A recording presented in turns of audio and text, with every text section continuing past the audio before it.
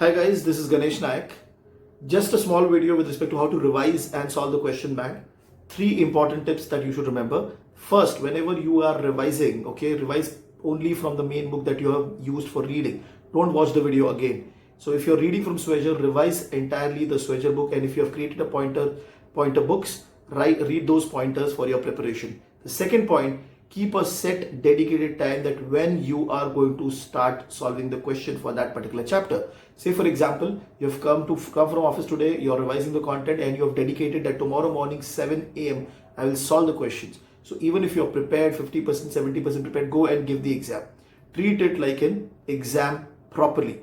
The third important tip would be that whenever you are solving the question bank, solve it in a computer-based format, which is going to be similar to the exam, and also give 2 minutes only for per question. This will make you ready for the exam. I hope this video helps you. Thank you very much for watching.